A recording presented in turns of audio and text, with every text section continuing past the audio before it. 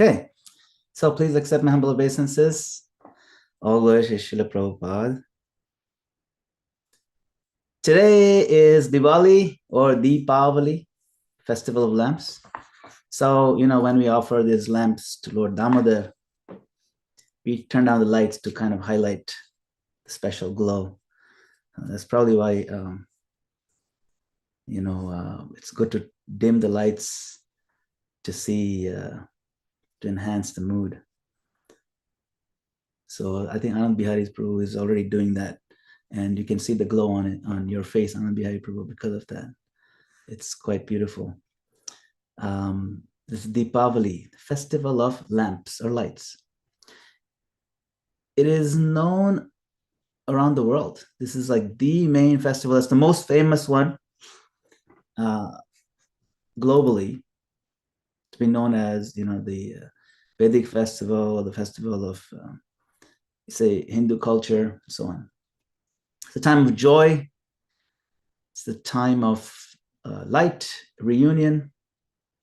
But for devotees, it's far more than a cultural celebration. It's a sacred meditation. How divine love returns to illuminate the darkened chambers of our heart. So I picked one verse to discuss today from the Bhagavad Gita that I thought was very apt. Om Namo Bhagavate Vasudevaya.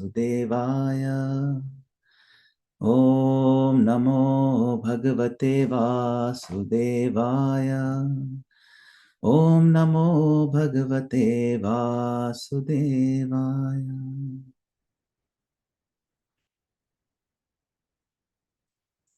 This is Bhagavad Gita, chapter 10, verse number 11.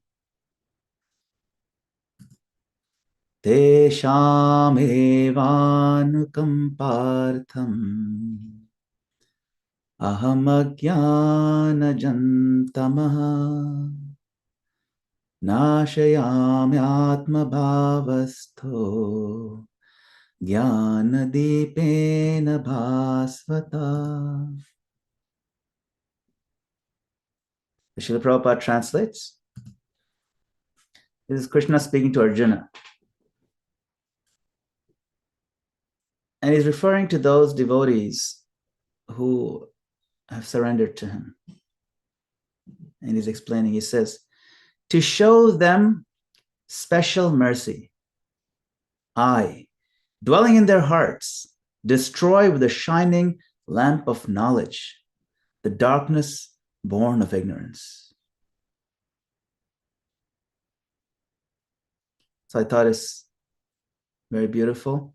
It's around the time when it starts getting a little darker, a little earlier, and we're celebrating with this ghee lamps. And Krishna is giving the analogy himself. Jnana Dipena Bhasvata. That I, sitting in the hearts, destroy with that lamp of knowledge. So the lamp is knowledge. And Krishna is the one who does that for us.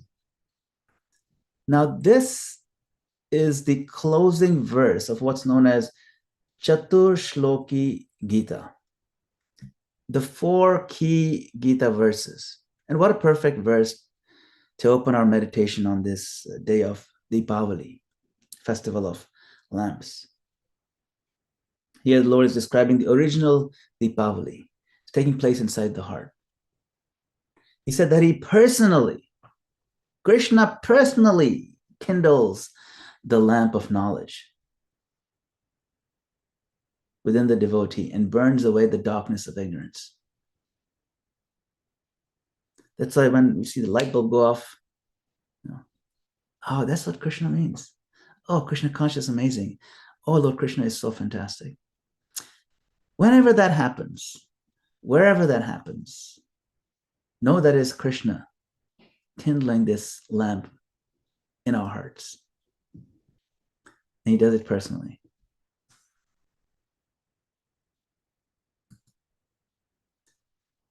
Om Ajnana Timirandhasya Jnananjana Shalakaya Chakshurunmilitam yena tasmai Shri Gurave Namaha.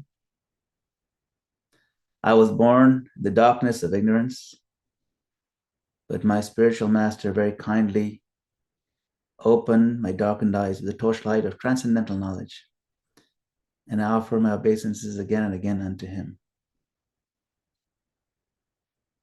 Hare Krishna. This is yet another verse that talks about being born in darkness and the role of spiritual knowledge coming from Krishna via the transparent divine medium of the spiritual master, without whose mercy I would be nowhere. I would still be stuck in the darkness. So I offer my obeisances unto him again and again. Another apt verse for Diwali. So, like I was saying, Diwali is known around the world as a time of joy, light, and reunion. I recall fondly growing up in that neighborhood. It was incredibly festive. The atmosphere was fantastic. We used to dress up in new formal outfits. I remember always the best, like we'd go shopping a week before and get it all fitted nicely, and it's time for Diwali. The houses would get all cleaned out, and we'd do deep cleaning weeks before. And then on the Diwali day, we dress up fancy and we visit relatives and neighbors. And I discovered that whenever I touched someone's feet as a kid, they would give me money. It's like, wow, this is awesome. It's way better than Halloween, even, because, there's sweets and savories everywhere. And every time you visit somebody, there's like a bunch of sweets there. So I would gobble some of them up. And my mom would have to say, okay, all right, that's enough. And then they get money. And my favorite was fireworks everywhere. Start in the morning, daytime, they're like, popping these crackers. And it was really nice. My favorite. Good memories. For a devotee, though, it's far more than a cultural, social celebration. It's a sacred meditation on how divine love returns to illuminate the darkened chambers of our hearts. This one festival simultaneously remembers three profound events that I can think of. One is the return of Lord Ram to Ayodhya after his exile. That's the classical reason. Then, of course, we have the Damodar Leela, when Mother Yashoda bound little Krishna with the rope of her divine love. And for those who study deeply the Bhagavatam, and we're doing that right now. I think we're opening up the second chapter of the 11th canto tomorrow, around this time, right?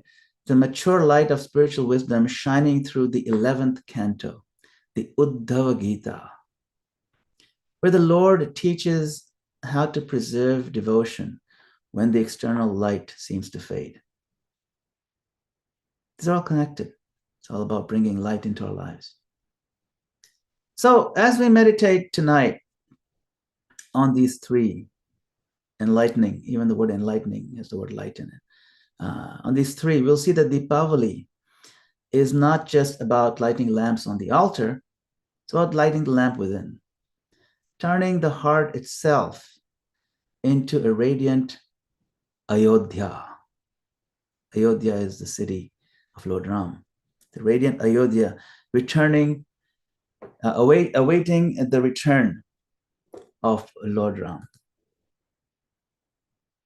So let's begin in Ayodhya.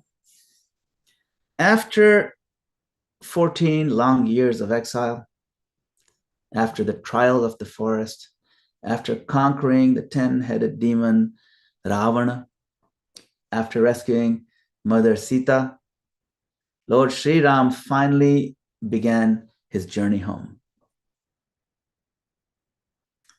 Of course, he had to hurry back.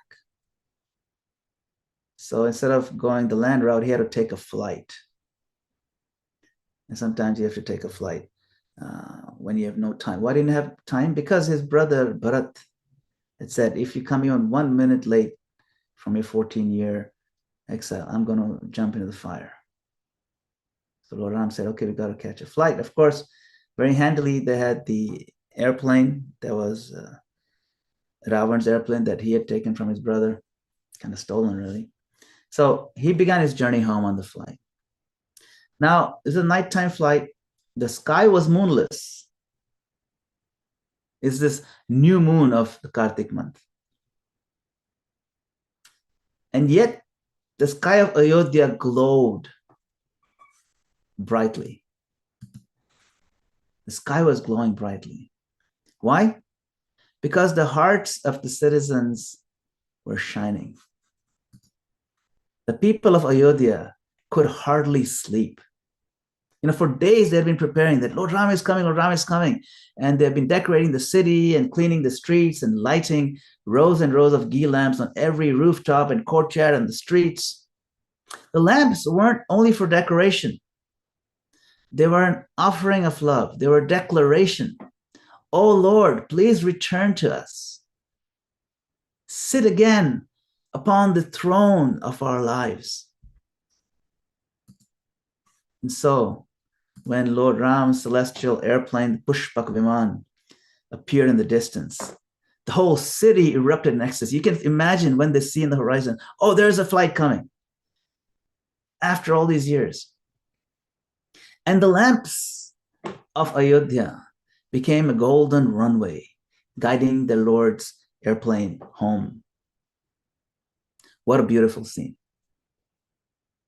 And here, dear devotees, lies a powerful analogy for our own sadhana, our own practice. Our hearts too have become dark after lifetimes of spiritual exile, where we've turned away from our home.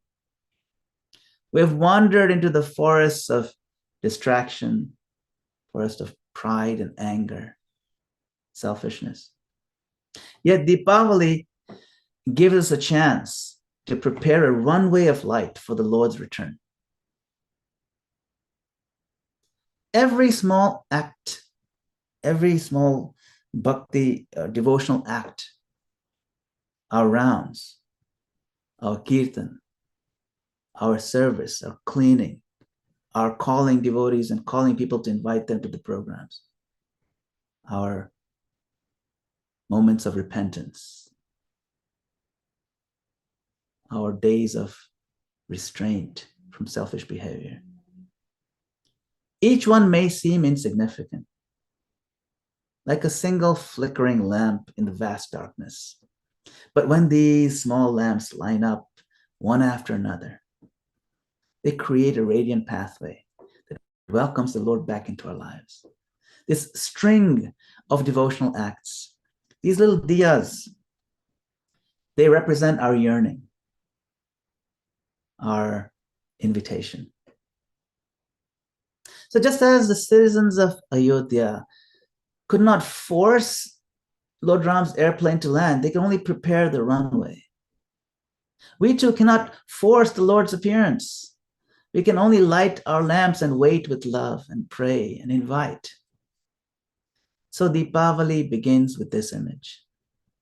The heart as an airport of longing, and devotion as its glowing runway.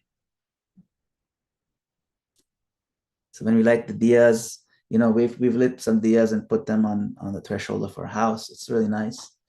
Everybody does it, and we decorate it. So as we do that, let's meditate on this. My Lord, please come. Bring your Pushpak Viman into our home as well. What a nice meditation to think about. Now let us travel from majestic Ayodhya to the intimate lanes of Gokula. While Ram was returning to his capital, on Diwali.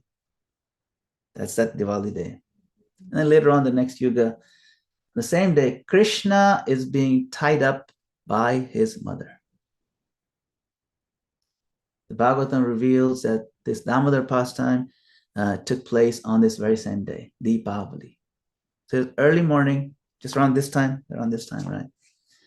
And Mother Yashoda was thinking of her mischievous boy. And she began churning butter. Now, normally she doesn't churn butter. She has hundreds of servants, but this time she said, I'll personally churn it because I don't know, maybe they're not doing a good job and Krishna feels the need to go to the neighbors and steal their butter. Maybe the quality is not good. I'm going to ensure the quality is good. If you got to do it good, do it well, just do it yourself. So she did it herself. Normally doesn't do it. It's churning very vigorously and her bracelets are tinkling rhythmically. And the fragrance of all this cow's milk is filling the house. Incredibly fragrant, like lotus flowers. And her voice, beautiful voice, softly sings the names of her darling Krishna. Imagine that scene. And then Krishna seeing his mother so busy, and he's like, why don't you hang out with me? I should be with her. So to attract her attention, he said, I want to be fed. And so she puts down the churning and she feeds him. And then she sees the pot of milk boiling over. So she puts him down again and he gets really angry. So you know that story, right? In his anger, he breaks the pot of yogurt, smears butter everywhere, begins feeding the monkeys. And when Mother Yashoda chases him with a stick, the Supreme Lord, the cause of all causes, begins to cry in fear. And when she saw the Lord crying in fear, these are real tears. His eyes had become red. He's rubbing his eyes again and again with his two lotus hands. You know that. Rudantam muhur netri igmam mujantam. That Rudantam means he's crying. And his eyes are filled with terror. Satankanetram. So seeing that fear in Krishna's eyes, Mother Yashoda's heart melts. And she threw the stick away. Oh my God, it's a bit too much. It's too much. It's terrifying. It's traumatizing for a little child. She threw the stick away. She said, but I still have to keep him in control. So I have to tie him down. Tying is not so as harsh as showing the stick. Stick is terrifying. So then she gets all the ropes. And we know the story. She tried again and again. And the rope is 2 fingers too short. Like, what's going on? Why can't I tie him? The 1 finger represents the devotee's endeavor, the other represents the Lord's mercy. And when that finally come together, then we can tie him with the rope of our love. So then the Lord finally allowed himself to be tied, really. There's a secret of bhakti, we know that. The infinite is not captured by austerity, it's not captured by clever words, it's not captured by scholarship. It's captured by love and loving endeavor, devotional service. On the same day, Ayodhya celebrated the return of the king, Lord Ram. Gokula celebrates the binding of the child. Lord Ram's lamps reveal majesty. And Krishna's rope reveals intimacy. Rama conquered the evil Ravan, was the embodiment of lust and pride. Krishna conquered Yashoda's heart, the embodiment of pure love. That's why the Gaudiya tradition, our Vaishnava tradition, sees Deepavali as more than just an event in history. It's a revelation of the 2 highest principles of spiritual life: obedience to Dharma, embodied by Lord Ram, and surrender to prema, surrender to love. So Dharma means the principles of doing what's right. Lord Ram always did what's right. And prema means the principles of love, slaking the thirst of the heart, the deep thirst. Now imagine the scene, another scene, on the same Deepavali day when Krishna is being tied. Queen Kunti, the mother of the Pandavas, had come to visit Nanda Maharaj's home. And she entered the courtyard and saw something that shook her soul. The Supreme Lord, the all-powerful Krishna, bound by his mother's rope, tears streaming down his cheeks. Kunti had seen Krishna's, she knows Krishna's greatness, his universal, form even. She had witnessed his power. She knew who he is. And she remembers this scene also. The absolute truth trembling before his mother in a small village. So she knew his greatness, but then she also remembered this. She can't put them together. So years later, when she offered her famous prayers in the first canto, her prayers are the first one in the Bhagavatam, she remembers this sight. She says, "My dear Krishna, you are feared even by fear personified, and yet you're afraid of your mother's stick. Let that form ever remain in my heart." In that moment, Kunti realized that true devotion is not about dwelling on the Lord's power. Well, that's important. His power is important to understand. But it's really, the next level is to evoke his tenderness. It's not about cosmic reverence, it's about intimate love.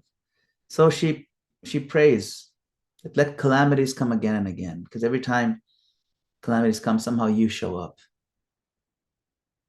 And when I see you again and again, then I will not see birth after birth again and again. And she went through a lot of ordeals. For Kunti, Deepavali is not a festival of luxury. It's a festival of remembrance. Her dark nights of suffering became the lamps that illuminated her faith. Sometimes the Lord allows the darkness of life precisely so that we may value the light of his presence more deeply. We don't have the 4th of July fireworks in the middle of the day. We need the dark backdrop to really enjoy them. So as we've embarked upon this 11th canto here in the Bhakti Center, let's look at more closely one of the Lord's more practical instructions in Uddhav Gita. Nareshva bhikshnam madbhavam pumso bhavayato chirat spardha suyatiriskara sahankara viyantihi. For him who constantly meditates upon my presence within all persons, the bad tendencies of rivalry, envy, and abusiveness, along with false ego, are very quickly destroyed. We don't like to see these things in our hearts. Of course, usually we don't even see them in our hearts. We see them in other people's hearts. We feel our hearts are pure. But if we meditate upon the Lord's presence, that no, he's in their hearts too, then the bad tendencies in our hearts are destroyed. This is the social Deepavali of the Bhagavatam. If the lamps of Ayodhya represent devotion's light, this verse represents the light of character. Even if our lamps burn bright on the altar, if rivalry or envy or criticism remain, that light flickers behind the smoke of our ego, gets covered. So real remembrance of God, of Krishna, must refine how we relate to his children, our own sisters and brothers. If we truly see him in every heart, how can we maliciously compete or speak harshly? To meditate on the Lord in all beings means to treat everyone with reverence, knowing that Krishna dwells within all. In fact, this is the differentiating quality between a person, a devotee, who is a Kanishta, beginning level immature, and a Madhyama, one who has become more mature. This is the defining factor. One of the defining factors is seeing the Lord in the heart, and not just theoretically, but having our behavior reflect that. See?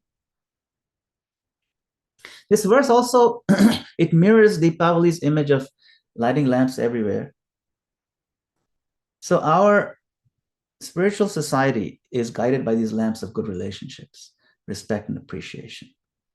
When envy or indifference arise, darkness returns. When we honor one another, then our whole organization, our whole group, our Sangha, our whole movement, ISKCON, shines like a city of lamps in the darkness of Kali. In this verse, Krishna identifies three shadows that dim our light. Spardha means malicious rivalry toward equals. In material life, we compete endlessly. But in bhakti, the victory of one devotee is seen as victory of all devotees. Prabhupada said our competition, our competitive spirit should be how to please Krishna the most, not against each other in a malicious way. Then another point is asuya, the envy of superiors. That if we see success of another devotee, that's also Krishna's light, of course. And to resent it is to dim our own lamp. And the third one, he says, tiraskara. Tiraskara means contempt of those who are beneath us. If you remember, the Lord's presence is equal in the ant and in the demigod. The humble devotee sees every service as sacred. So all these three, spardha, asuya, tiraskara, they arise from ahankara, the false ego. And Krishna says these vanish quickly when we see him in everyone. It's true.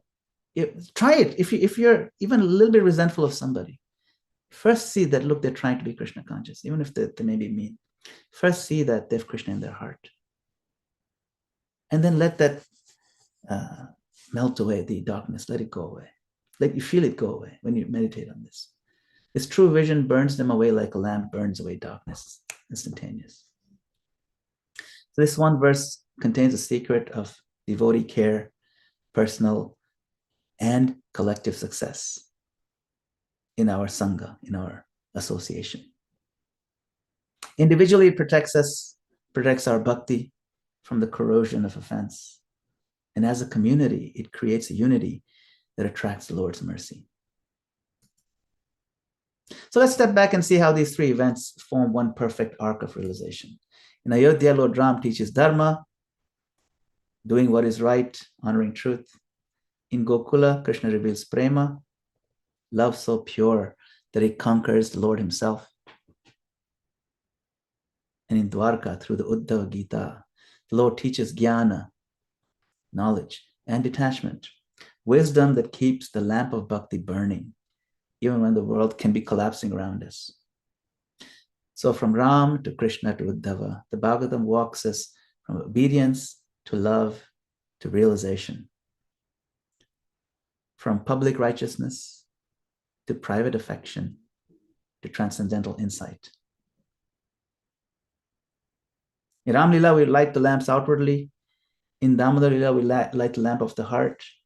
In Uddhava Gita, we become the lamp ourselves, steady, clear, unwavering, giving ourselves unto the Lord as Uddhava is doing here.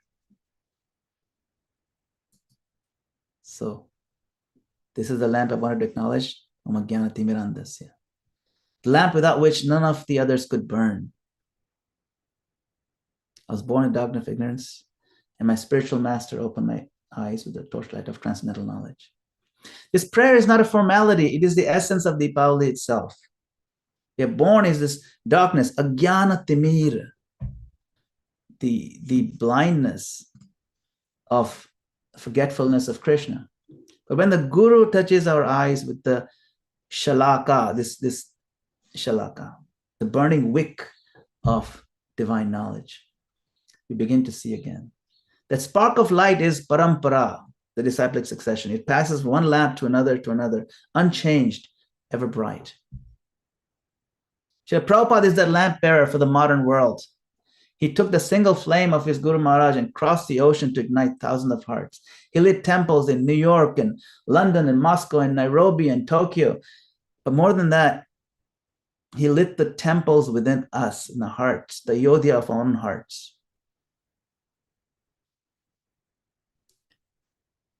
Each flame owes its existence to the original torch passed down from Krishna through the disciplic succession.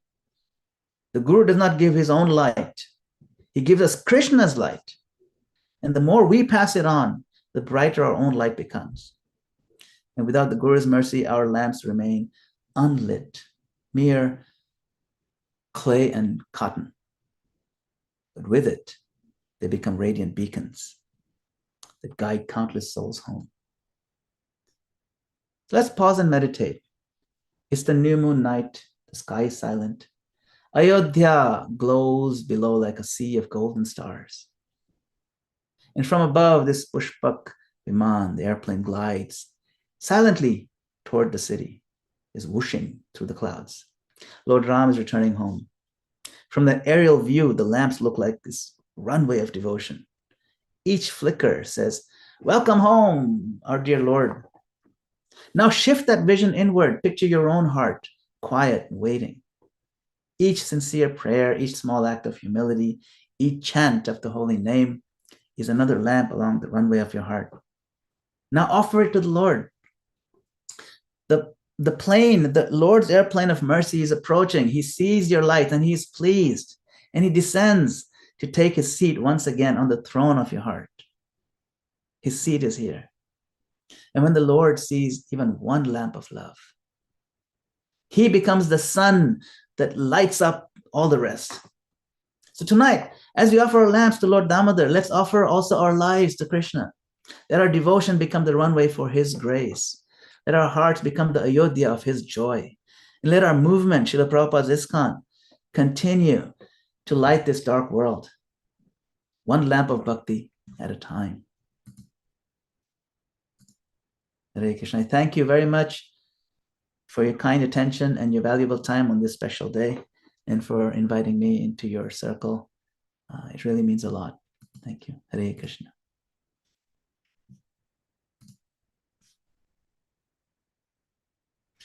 So we have a few minutes, like another 8 or 9 minutes before the concha blows. If anybody wants to share any thoughts, any comments, questions, we can.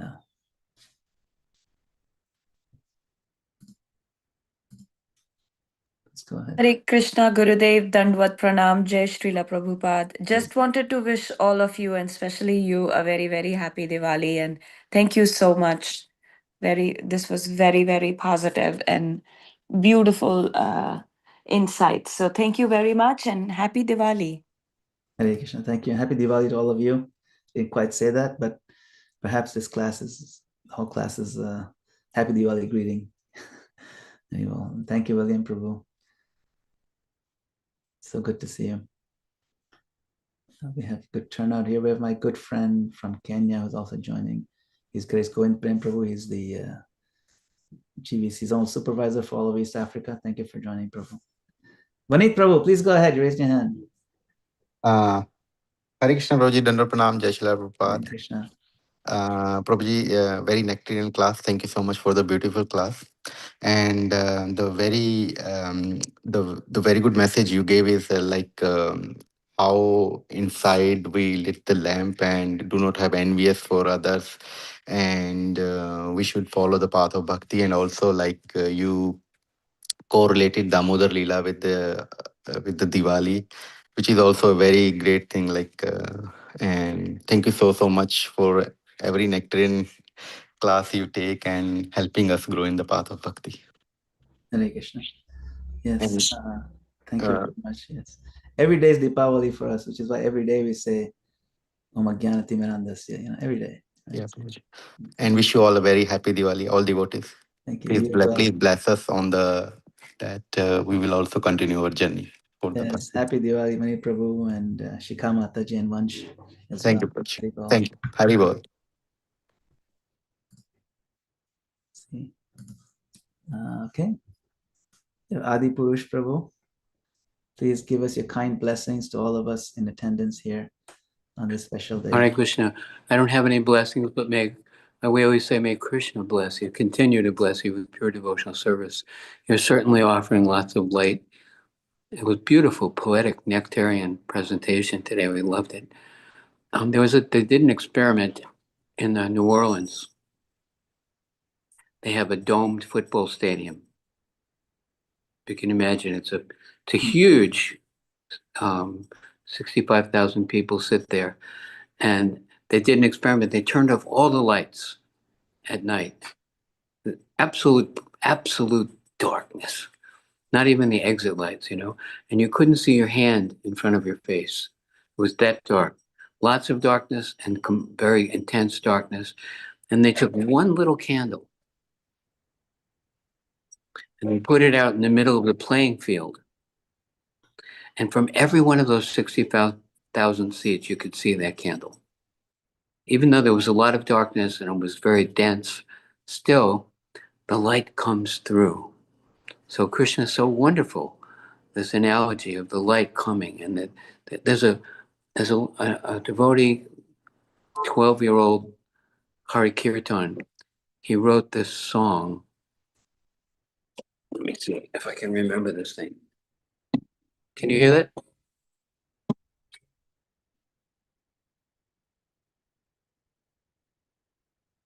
Behold, O people of this world, the darkness flees the rising sun, appearing as his holy name. The mighty Lord has come. Hare Krishna, Hare Krishna, Krishna Krishna, Hare Hare, Hare Ram, Hare Hare. Behold, people of the world, the darkness flees the rising sun. Such a cool name. Let's open up our hearts with praise. There is a love that we don't know. The chanting of God's holy name awakens and makes it grow.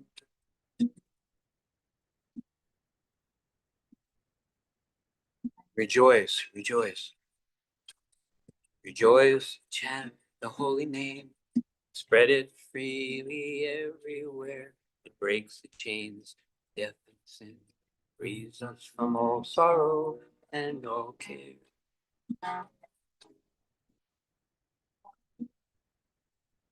Behold, the Lord has come today, appearing as his holy name. Let's dance and chant with faith and joy to all the world. Glory we proclaim. Please chant with us.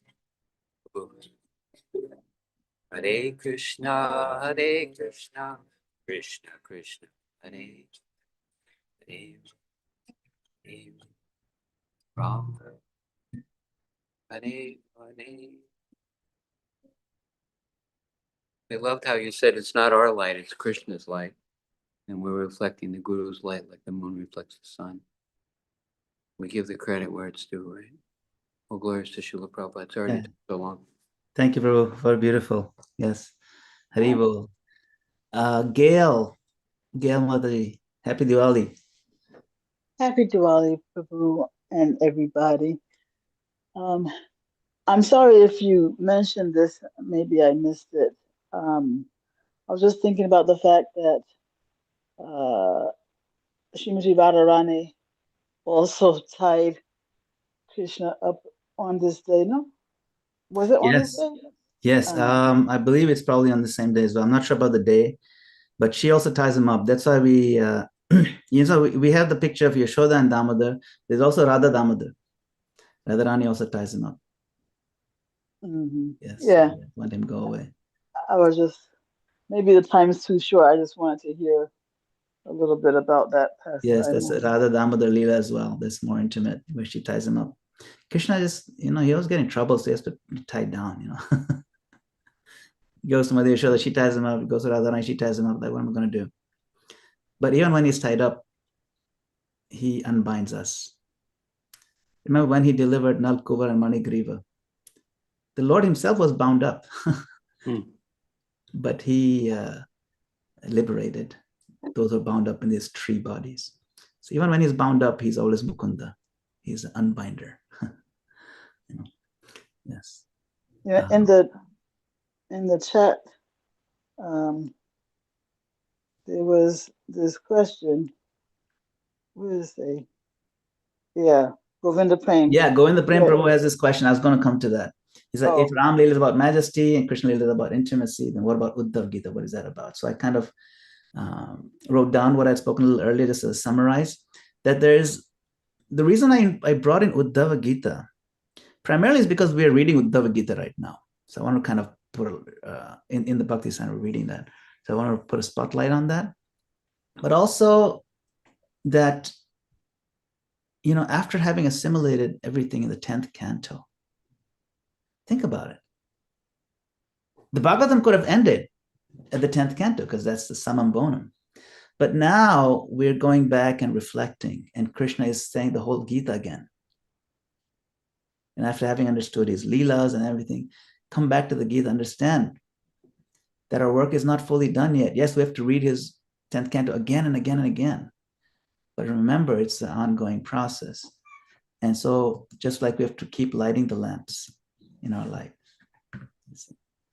So the Rama analogy was, you know, public righteousness.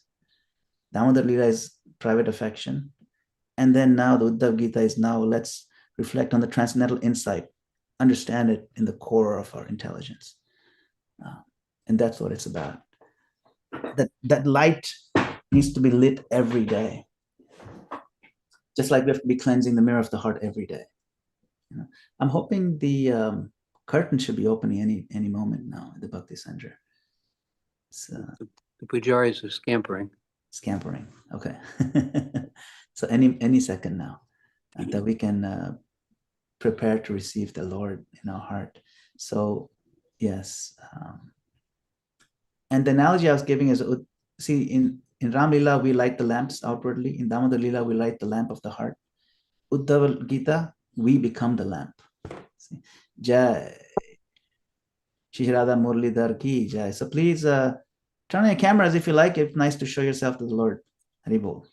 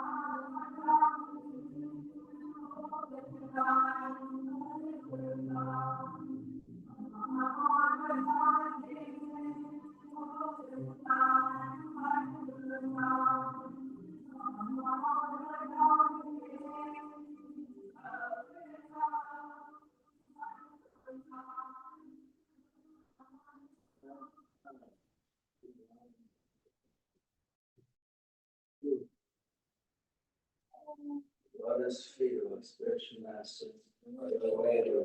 Thank you, Lord.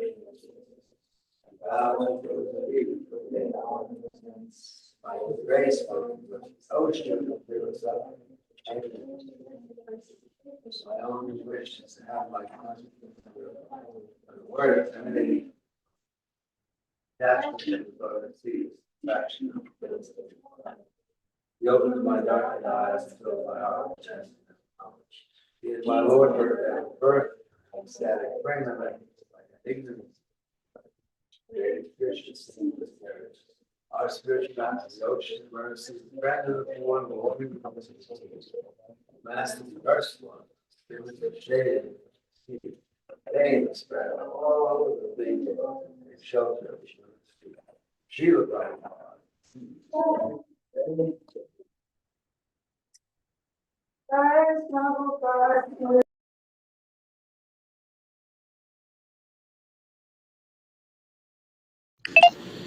Jai Srila Prabhupada, Jai Shri Shri Radha Murlidhar, Jai Bhakti Center Morning Program Sangha, Jai Madan Gopal Prabhu. Madan Gopal Prabhu, do you have some time to spend with us afterglow, during the afterglow? Yes, of course. Yeah. I was Can't looking have at Diwali without afterglow, you know. yeah.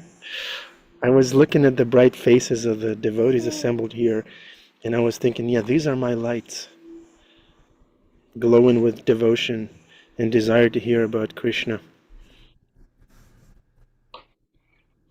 Adipusha Prabhu, your head is like a transcendental light bulb, Diwali light bulb, glowing with wisdom and realization and surrender. Whatever light we have is not coming from me. We hope to reflect what we receive from Srila Prabhupada. Tamasima Jyotirgama, don't stay in darkness, come to the light, Prabhupada tells us. Right. Thank you, Adipusha Prabhu. Okay, questions, reflections, dear devotees?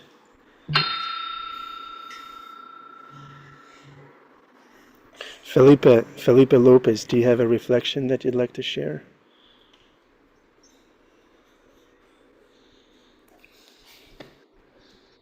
Hare Krishna, Hare Krishna. Check 1, check 2.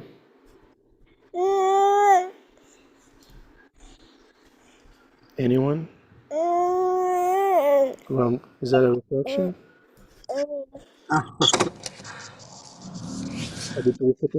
Madan Gopal's class was just so extraordinary. It's hard to say anything. It's like holding a candle to the sun, you know. Surab has his hand up. Surab Prabhu, Hare Krishna. Hare Krishna, lots of love and respects to all of the assembled devotees, my heroes and heroines. Just wanted to say, Sri Madan Gopal's class is amazing, always. So much to learn, so much love, lots of respects. And thank you, thank you, thank you, thank you. Haribol. Hare Krishna. I wanted to share a prayer to the Lord in glory of Srila Prabhupada. My dear Lord Sri Krishna, our beloved Srila Prabhupada is like the radiant sun. Wherever he walked, wherever he spoke, the darkness of ignorance fled before him, and every heart was bathed in the warmth of his divine light. So on this sacred Deepavali day, we bow before you with folded hands. Give us the strength, the humility, and courage to become tiny ghee lamps in his service. Let it be genuine ghee, not fake margarine. Let us burn steadily, though we are tiny, and illumining our small little corner of this vast world with the borrowed light of his divine teachings, and share it with others. We can never pay him back, but let us get the opportunity to pay this light forward. May our lives be joined together with each other, become garlands of lamps, guiding all souls back to your eternal home. Srila Prabhupada Ki Jai. It's a little prayer. Beautiful prayer. Srila Prabhupada is the big flower and we're the smaller flowers in the garland. Yeah. Hare Krishna. Okay. Venu Madhuri, why don't you recite the Maha Mantra for us to complete the offering? Hare Krishna, Krishna Krishna, Hare Hare, Hare Rama, Rama Rama, Hare Hare. Sweet. Thank you very much, Madan Gopal Prabhu. Thank you all very much. Srila Prabhupada Ki Jai. Hare Krishna. Happy Diwali. Happy Diwali to everyone. Hold it. Bhima has his hand up. Bhima Prabhu. Can you see me in this darkness? I'm also in the darkness. Can you see me? What kind of darkness is it? Is it darkness of ignorance? Yes, of course, Prabhu. Give Madan Gopal something to do. Haribol. Haribol. I just wanted to show you here. This is, hold on, let me turn on the light. That's what this day is about. Yeah. Turn on the light. But as you can see, I have can you see that? Oh, I thought you're peeling a carrot. Oh, okay. Yeah. It's a flint. And you see that you have to take two objects and you have to work. You have to rub them against each other to create a fire. And then, of course, you have this a rope or some kind of wick. Wick, and you just you slowly put the sparks on it. But what it requires is work. And I think that it is. We come to understand that the tapa, the heat that we have to generate by this work that we do, whatever it is, that we always have to make sure that our work is producing that light. It reminded me about the origin of light and what happens. It's the release of energy. And that shines. And that release of energy, of course, is devotional energy. So there we go, trying to light the world on fire by the grace of Srila Prabhupada and wonderful devotees like yourselves, especially Madan Gopal. Hare Krishna. What a beautiful offering, Bhima Prabhu. Lovely analogy, and with the practical demonstration too. Thank you. Yes, some work is required. Anupama Prabhu has hand up. Hare Krishna Prabhu, thanks for the beautiful class and beautiful prayer to Srila Prabhupada. It deeply inspired me, and it reminded me of a question I've had for a while, and that is in the Chaitanya Charitamrita. Let me just pull it up here. One sec here. Questions. There it is. In the Chaitanya Charitamrita, text 86 of the Antya Leela, Krishnadas Kaviraj Goswami says, I have described the pastimes very briefly, for it is impossible for me to describe them in full. In the future, however, Veda Vyas will describe them elaborately. In the Chaitanya Mangala, Srila Vrindavan Das Thakur has stated in many places the factual truth that in the future, Vyasadeva will describe the Lord's pastimes elaborately. I'm curious if that's a reference perhaps to Srila Prabhupada, or if there's another person who will come and describe Lord Chaitanya's pastimes more elaborately. Yes, this is it's a good question. I mean, he's saying, right, bhavishyate. If I'm not mistaken, bhavishyate means the future. Vyasara vistara koribu. Something like that. Then the future, Vyasadeva will describe these topics more elaborately. Now, this verse comes towards the end of the Chaitanya Charitamrita, and he's just finished recounting the Lord's final pastimes in Puri. So he's saying, I've told only some things, much remains untold. But in the future, Ved Vyas will describe everything in detail. So in this verse, Ved Vyas doesn't necessarily refer to the original Vyasadeva. Rather, it's used symbolically. Gauraj Goswami is saying in humility, someone empowered like Vyas will appear later to elaborate what he summarized. So Bhaktivinoda Thakur also explains, and Bhaktisiddhanta Saraswati also explains that what is this statement reflecting? It reflects the humility of this author, true humility, that he never claims completeness. I've done it all now. There's nothing more left to be. See, part of his humility is saying there's so much more. What can I do? I can only do a little bit, even though he gives such a volume. And that reflects that part, but there's also the cyclical nature of revelation, that some certain things get revealed and then it's like an ebb and flow. It's the nature of time. So Lord's pastimes are inexhaustible. And in future ages, other future empowered acharyas describe them further. Of course, while Krishnadas Kaviraj doesn't explicitly mention Prabhupada by name, doesn't explicitly mention ISKCON by name, but we see, like you said, it prophetically fits Prabhupada's description so well, his mission. And of course, Prabhupada was predicted in Chaitanya Mangala, right? That one day my Senapati Bhakta will go. So because Prabhupada elaborated Chaitanya Charitamrita, he added purports to it, he made it understandable, accessible, available for the whole world. Certainly he can get credit for giving it. He carried its essence. He carries Mahaprabhu's mercy, the holy name, the bhakti movement, beyond just the boundaries of India. And so he's certainly fulfilled the future elaboration aspect of it. Kaviraj left it to Vyas-like personalities. So yes, certainly what you're saying, for sure. And he's recognized by modern disciples and modern scholars as the modern day Vyasa. I mean, what is the day after Janmashtami? We observe Prabhupada's birthday. What do we call it? Vyasa Puja. Right? I mean, that's something to be said. Because see, we honor that seat of Vyasa. When it says in future Vyasa will do it. Honor that seat. So while textually the future Vyasa refers to some unspecified empowered acharya, devotionally we can see the Prabhupada having fulfilled that spirit, elaborating, distributing, universalizing Lord Chaitanya's message on a scale never seen before, certainly. So there's quite a few aspects and angles we can approach this verse. I hope that helps, Anupam Prabhu. Yes, thank you, Prabhu. Very helpful.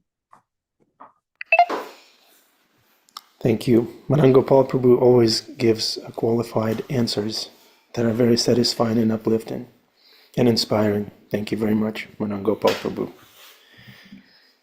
Okay, Hare Krishna. Thank you for your association. Haribol.